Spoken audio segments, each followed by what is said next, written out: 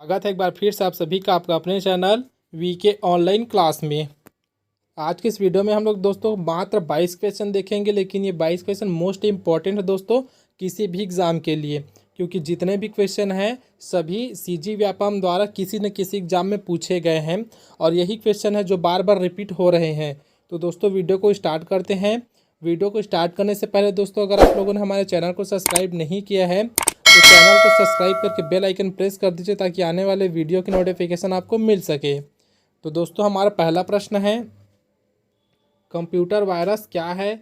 4 option दिया है। पहला है कंप्यूटर हार्डवेयर है, कंप्यूटर सॉफ्टवेयर है, कंप्यूटर वैक्सीन है, कोई भी नहीं, अर्थात चारों में से कोई भी नहीं, तीनों में से। तो इसका जो आंसर हो जाएगा दोस्तों वो हो जाएगा ऑप्शन बी, अर्थात क्या है तो कंप्यूटर सॉफ्टवेयर है। और यह दोस्तों क्वेश्चन पटवारी 2022 के क्वेश्चन में भी पूछा गया था। अगला प्रश्न है, जब कभी एक्स फाइल एग्जीक्यूट होता है तब कौन सा वायरस कंप्यूटर को प्रभावित करने के लिए एग्जीक्यूटेबल हो जाता है? इस प्रकार के वायरस एग्जीक्यूटेबल फाइल के साथ जुड़ जाते हैं। 4 ऑप्शन दिया है दोस्तों, तो इसका जो आंसर है वो हो जाएगा ऑप्शन बी, अर्थात फाइल वायरस। अगला प्रश्न है, बूट वायरस के लिए निम्न में से कौन सा कथन सही है? 4 ऑप्शन दिया है दोस्तों, चारों में से कौन सा कथन सही है बताना है। पहला दिया है यह एक कंप्यूटर प्रोग्राम है। दूसरा है यह बूट रिकॉर्ड्स को संक्रमित करता है। ऑप्शन तीसरा है अर्थात बी सी है, कंप्यूटर बूटिंग के समय सबसे ज़्यादा क्रियाशील होता है। ऑप्शन डी दिया है ये सभी। तो इस प्रकार क्या है दोस्तों, जो ऑप्शन ए, ऑप्शन बी और ऑप्शन सी तीनों सही हैं, तो हमारा डी ऑप्शन यहाँ सही हो जाएगा, अर्थात ये सभी। और ये दोस्तों सीजी व्यापम आमीन 2017 के प्रश्न में पूछा गया था, अर्थात एग्जाम में पूछा गया था। अगला प्रश्न है, निम्न में से कौन सा हैकिंग टूल नहीं है? 4 ऑप्शन है दोस्तों, तो इसका आंसर हो जाएगा ऑप्शन डी, ओबे रैम। अगला प्रश्न है दोस्तों, वायरस का नाम क्या है जो उपयोगी एप्लीकेशन के रूप में डाउनलोड या एग्जीक्यूट करने पर नाटक कर उपयोगकर्ता को मूर्ख बनाता है? तो इसका आंसर हो जाएगा दोस्तों ऑप्शन सी, अर्थात ट्रोजन हॉर्स। ये क्या है दोस्तों, एक वायरस है जो कि क्या करता है, उपयोगी एप्लीकेशन के साथ डाउनलोड या एग्जीक्यूट करने पर नाटक कर उपयोगकर्ता को मूर्ख बनाता है। अगला प्रश्न है दोस्तों, कंप्यूटर चालू होने पर वायरस क्या एग्जीक्यूट करता है? ऑप्शन 4 हमारे पास दिया है, तो इसका जो आंसर हो जाएगा दोस्तों वो है ऑप्शन सी, बूट सेक्टर। अगला प्रश्न है दोस्तों, कौन सा वायरस एग्जीक्यूट होता है जब कंप्यूटर प्रारंभ होता है? तो ये दोस्तों सेम टाइप का क्वेश्चन है, इसका भी आंसर क्या हो जाएगा, वही हो जाएगा बूट सेक्टर।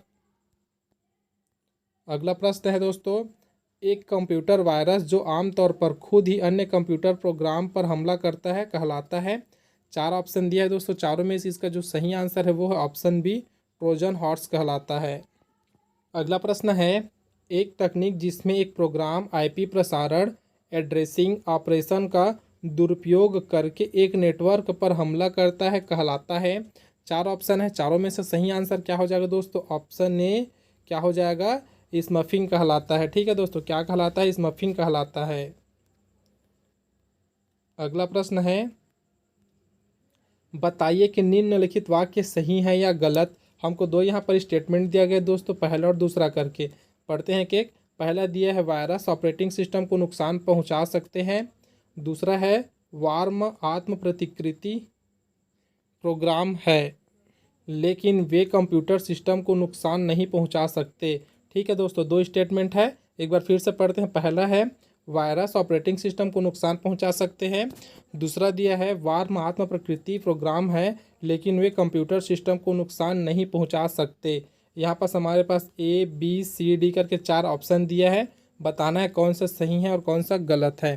तो इसका जो आंसर है दोस्तों वो हो जाएगा ऑप्शन सी, अर्थात क्या पहला सही है और दूसरा स्टेटमेंट क्या है तो गलत है।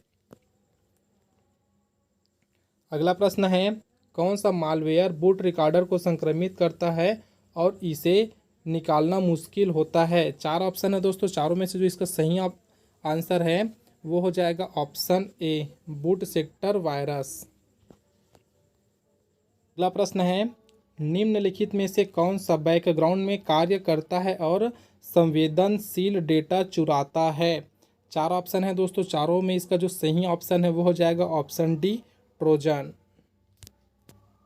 अगला प्रश्न है दोस्तों, निम्नलिखित में से कौन सा कंपनियन वायरस का उदाहरण नहीं है? चार ऑप्शन है, चारों में से जिसका सही ऑप्शन है वो हो जाएगा ऑप्शन पहला। ठीक है, तो ये हमारा उत्तर हो जाएगा दोस्तों, क्या है? CMJ।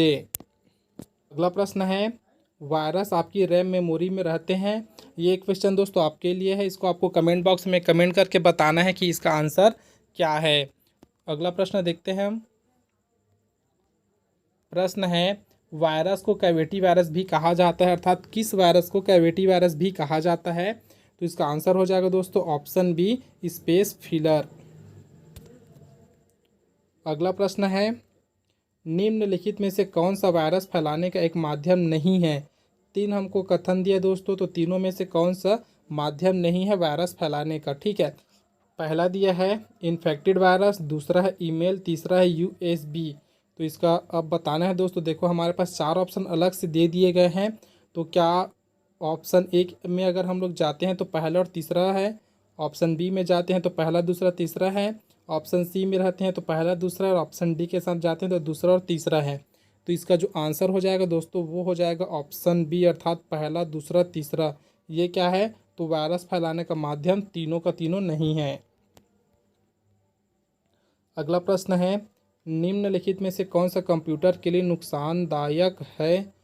तो इसका आंसर हो जाएगा दोस्तों ऑप्शन डी, अर्थात वायरस। अगला क्वेश्चन है दोस्तों, निम्नलिखित में से कौन सा एक मालवेयर है? तो पहला दिया है वायरस, दूसरा दिया है वार्मस और तीसरा दिया है ट्रोजन। तो इसका आंसर हो जाएगा दोस्तों, यहाँ भी चार ऑप्शन है, तो इसके हिसाब से हमारा जो बी आंसर है वो भी सही हो जाएगा, अर्थात पहला दूसरा तीसरा। तो तीनों क्या है? मालवेयर है, अर्थात वायरस, वार्मस और ट्रोजन। अगला प्रश्न है, निम्नलिखित में से कौन सा मालवेयर कंप्यूटर के अंदर जाता है तथा इंटरनेट उपयोग डेटा और संवेदनशील डेटा की चोरी करता है? तो इसका आंसर हो जाएगा दोस्तों ऑप्शन ए, स्पाईवेयर। अगला प्रश्न है, निम्नलिखित में से कौन सा बूट सेक्टर वायरस का एक उदाहरण नहीं है? ऑप्शन हमारा ए सही हो जाएगा दोस्तों, अर्थात NTX। अगला प्रश्न है, आधारित पहचान संभावित खतरों के खिलाफ ज्ञात वायरस के हस्ताक्षरों के तुलना करने के लिए एक एल्गोरिथम का उपयोग करता है। चार ऑप्शन है दोस्तों, इसका जो सही आंसर हो जाएगा वो है ऑप्शन सी, अनुमानी। अगला प्रश्न है, एक जानबूझकर विघटनकारी कार्यक्रम जो प्रोग्राम से प्रोग्राम और एक डिस्क से दूसरे में फैलता है के रूप में जाना जाता है। तो किस रूप में जाना जाता है, ये हमसे पूछा गया है। तो वायरस के रूप में जाना जाता है दोस्तों, अर्थात ऑप्शन ए हमारा सही हो जाएगा। तो आज की वीडियो में बस इतने ही दोस्तों। वीडियो अगर आपको हेल्पफुल लगा तो वीडियो को ज़रूर शेयर करें, साथ ही वीडियो को ज़रूर लाइक करें। अब मिलते हैं दोस्तों अगले वीडियो में। इस वीडियो में बने रहने के लिए आप सबका बहुत बहुत धन्यवाद।